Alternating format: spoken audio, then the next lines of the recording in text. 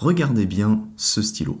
Son prix est de 1 euro. Maintenant, imaginez que vous achetiez 100 fois ce stylo.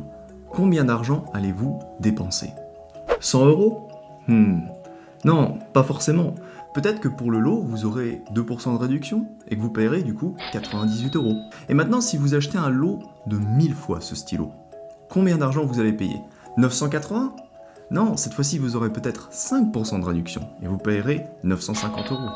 Là où je veux en venir, c'est que, comme vous le savez sûrement, nous vivons dans un monde rempli de phénomènes non linéaires. Entre la bourse, l'étude du climat, très peu de phénomènes sont linéaires. À cause de ça, nombreux sont les gens qui pensent que les modèles de régression linéaire sont inutiles et inutilisables. Malheureusement pour eux, ils ont tort et ils ne se rendent pas compte qu'ils passent à côté d'une véritable mine d'or sous-exploitée. Car en effet, le programme de régression linéaire tel qu'on l'avait développé dans la dernière vidéo peut très facilement être adapté pour développer des modèles non linéaires beaucoup plus riches et beaucoup plus complexes. Alors si votre objectif c'est de savoir comment développer de tels modèles, ou bien si tout simplement vous non plus vous ne voulez pas passer à côté de cette véritable mine d'or, cette vidéo est faite pour vous. Vous êtes prêts? C'est parti!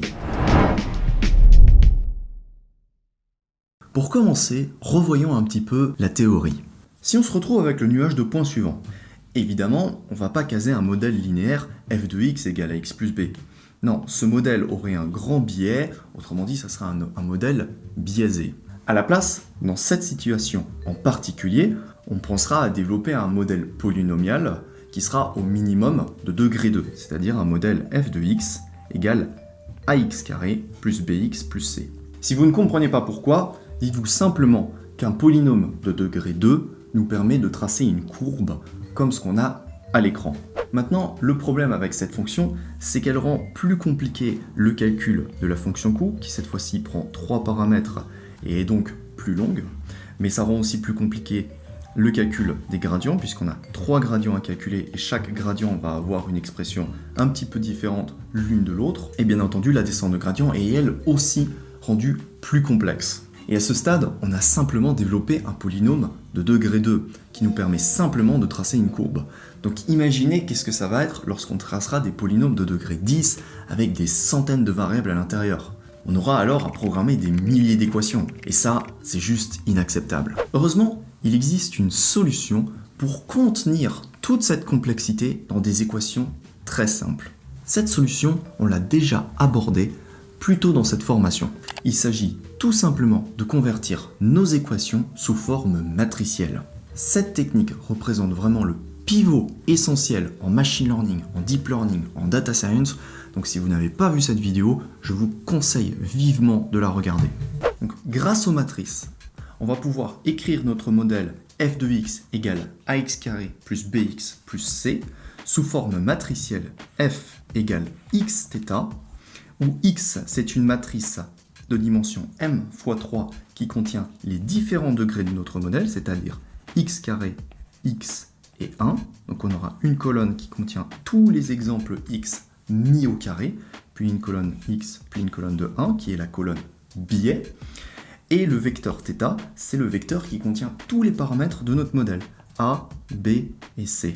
Ensuite, avec les matrices x et θ, on va pouvoir développer des modèles aussi complexes que l'on désire. Et quelle que soit la complexité qu'on vise, on aura toujours la même équation pour la fonction coût et la même équation pour le gradient, ainsi que la même équation pour la descente de gradient. Encore une fois, je vous démontre comment arriver à ces équations dans la vidéo à ce sujet. En résumé, on peut utiliser le programme de régression linéaire tel qu'on l'a écrit dans la vidéo précédente pour développer des modèles non linéaires beaucoup plus complexes et beaucoup plus riches. Tout ce qu'on a à faire, c'est de changer le contenu de la matrice X et du vecteur θ. Et pour vous montrer tout ça, on passe maintenant à la pratique.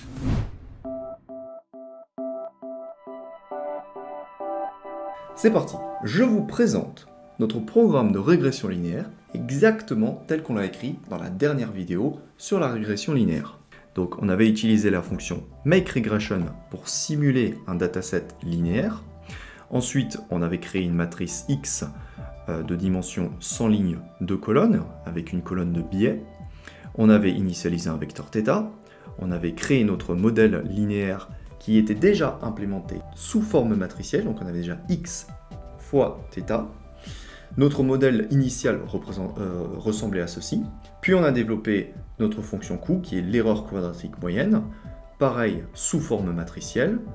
On avait écrit nos gradients, notre descente de gradient sous forme matricielle.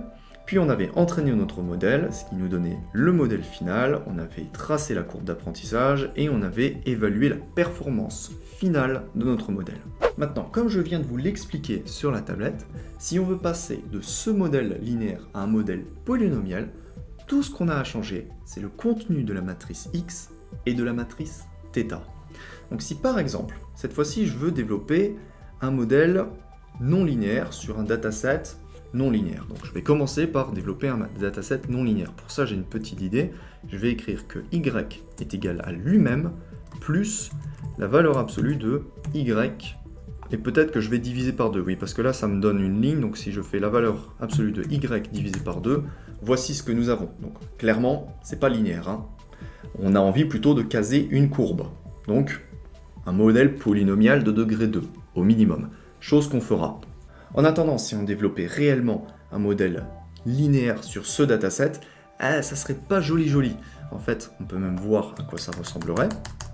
Si je réexécute toutes mes cellules de code, eh bien voici le résultat final que l'on obtiendrait. Et personnellement, moi, je ne ferai pas du tout confiance à ce modèle.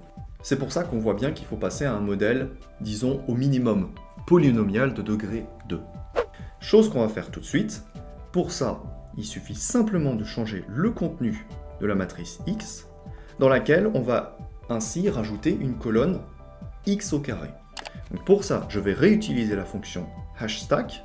Je vais dire que X est égal à lui-même, avec une colonne X au carré à sa gauche. Donc je vais écrire np.hashstack X au carré, donc le petit x, c'est-à-dire le vecteur X, virgule, grand X. Donc maintenant qu'on a X, il nous manque plus que θ. Donc dans θ, il nous faut un troisième élément. Ben, c'est très simple. On change les dimensions de θ pour passer de 2 lignes à 3 lignes. Donc notre θ, maintenant, il ressemble à ça.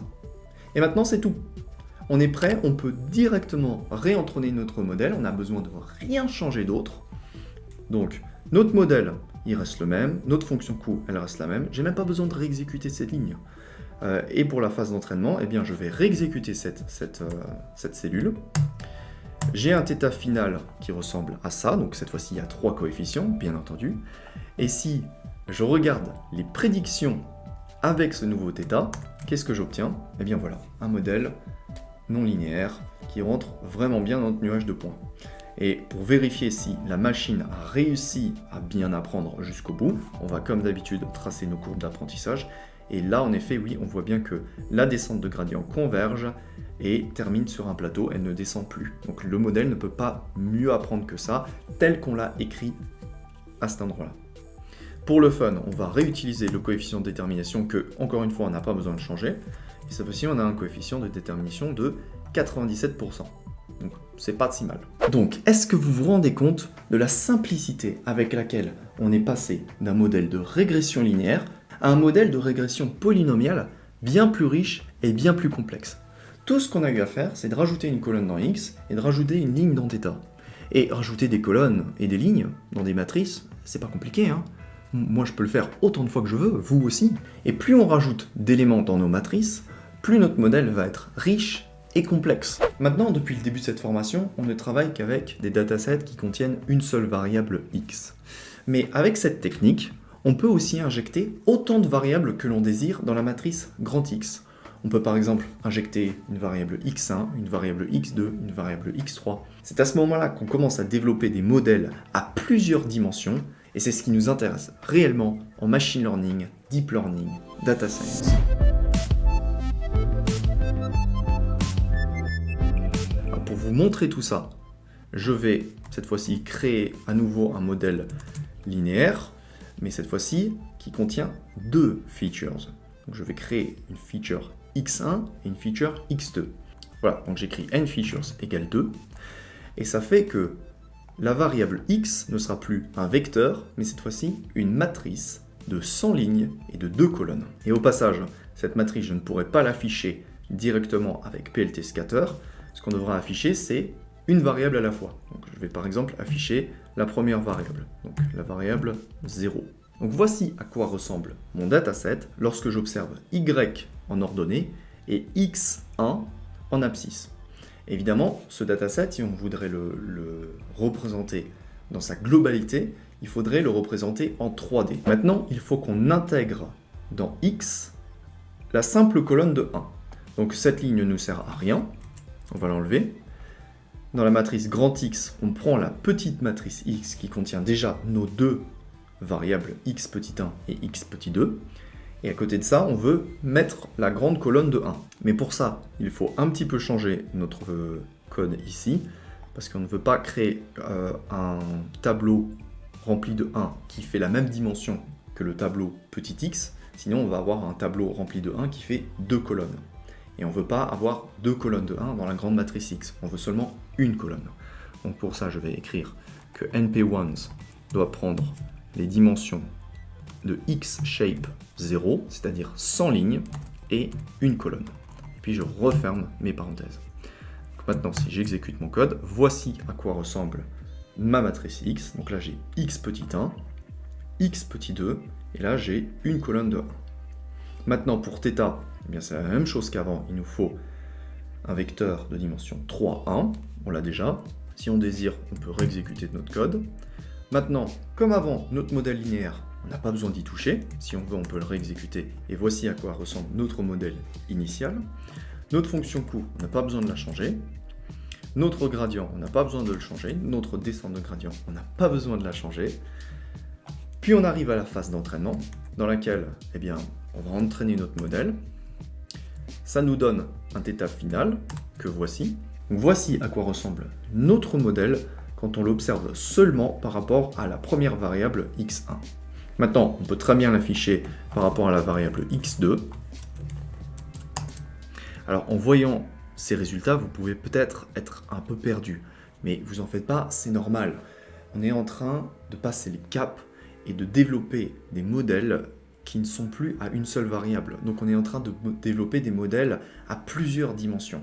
Et alors que c'était très simple de visualiser ce qui se passe avec une ligne ou une courbe en une seule dimension, lorsqu'on passe à plusieurs dimensions, les choses deviennent plus subtiles à comprendre. Comme je vous l'ai expliqué en haut, il faudrait tracer notre modèle en 3D, ce que j'ai quand même décidé de faire pour vous illustrer tout ça. Donc voici à quoi ressemble notre dataset quand on le visualise dans l'espace 3D, où ici sur cet axe vertical, vous avez la valeur de y, ici sur cet axe, vous avez la valeur de x1, donc la première variable, et ici vous avez la valeur de x2, donc la deuxième variable. Et si par exemple j'observe eh bien, la variation de y par rapport à x1, donc notre première variable, donc ici vous avez y et ici x1, on retrouve la tendance linéaire qu'on avait observée tout en haut dans la première cellule. Et si à l'inverse, je décide de tracer y en fonction de x2, donc y en fonction de notre deuxième variable, eh bien j'obtiens le graphe que je vous ai montré juste ici. Voici y en fonction de x2. Donc vous comprenez, ici on a bien une sorte de surface, et il faut visualiser en 3D notre dataset. Évidemment, à partir du moment où on va dépasser la troisième dimension et qu'on va travailler avec des dizaines de dimensions, voire des centaines de dimensions, là, ça commence à devenir très compliqué pour nous, les êtres humains, de visualiser ce qui se passe. Donc voilà, maintenant vous êtes désormais capable de développer vos propres modèles de régression polynomiale, mais aussi de régression à variables multiples.